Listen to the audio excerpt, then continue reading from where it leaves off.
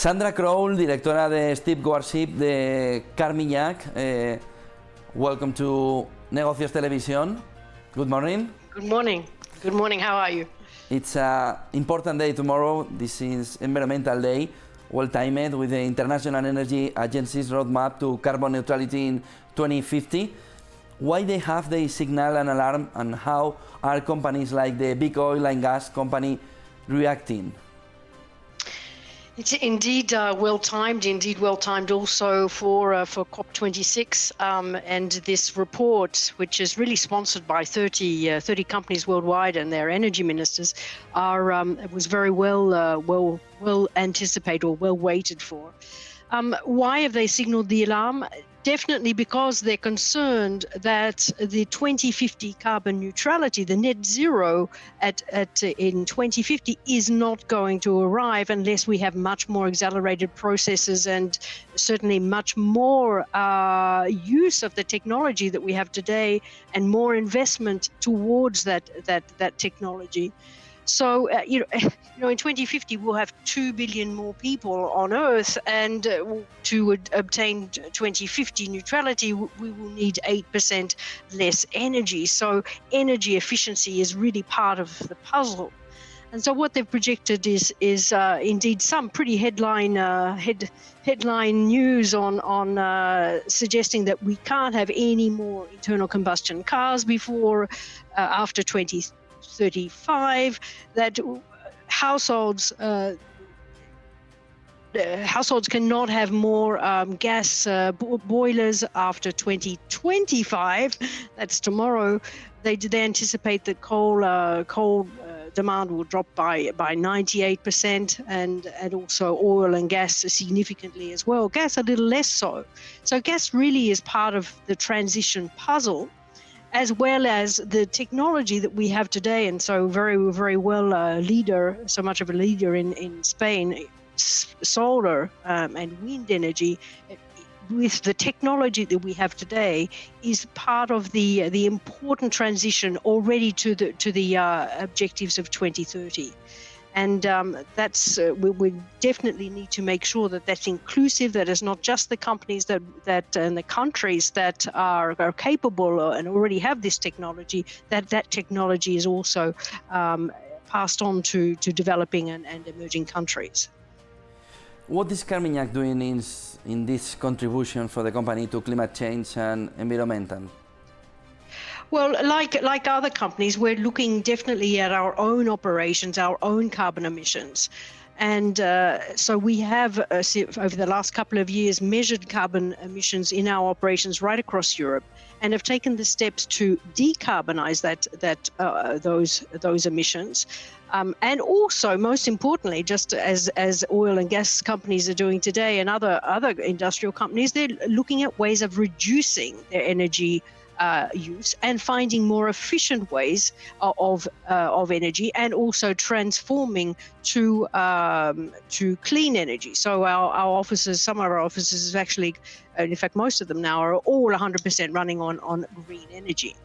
And also, most importantly, on the other side, for what investors are asking us to do on their behalf, is to invest in companies that are transitioning, that are offering solutions to bring new financing, new capital expenditure towards a cleaner energy that could be solar energies, it could be wind naturally, but also the companies that are enabling the supply chain of electricity, for example. We can't leave metals behind when we're talking about increasing electrical vehicle usage 18-fold. So we certainly want to invest in companies that are providing those very important metals to contribute to battery functioning, as well as the new technologies. And that's where we need the new technologies to work from 2030 and investing in companies that are providing solutions to not only power storage, which is really fundamental, but also the new technologies for green hydrogen to take over from oil and clearly gas being the solution, but hydrogen being the best gas through the means of renewable energy as a source of transforming water to hydrogen. So these are the types of investments that we're making to ensure that not only are we rendering the energy supply chain more efficient through our investments, but also to create new solutions. And of course, the ultimate and very difficult one is carbon capture and storage. How are we going to manage to sequester and to reduce this carbon escaping into the universe, into our atmosphere. And we also must be very mindful of our oceans and forests because they're our best carbon sinks. So we'll certainly be working for ways to invest in areas that are looking to improve the quality of our oceans. 70% of the world's surface and 30% of the capacity to reduce carbon emissions. So it's a very important direction that we want to take. Start, your proprietary ESG scoring system, why is different to other ESG rating agencies and how do you use it? We created last year, after some development, a manner in which we could aggregate a lot of raw company data of their ESG credentials, their environmental waste and carbon emissions, for example, their human capital policies, how can we monitor them, and also the manner in which they were running their company, the components that make up their corporate governance. So we put together around 30 ESG indicators from these multiple sources, raw data, and created our own algorithm, our own formula that was backed by what we thought as investors to be very material. And we're able to aggregate that information, add our most important proprietary analysis, which is the key part of the puzzle as active investors. It's our proprietary analysis and not an external party's analysis that is the most pertinent, we believe. What our investors are asking us to do and what we as active managers certainly want to fulfill. And lastly, and probably this is one of the most important points of external agencies that have done an excellent job of bringing great research to many, is that it's very difficult to look at each zone independently.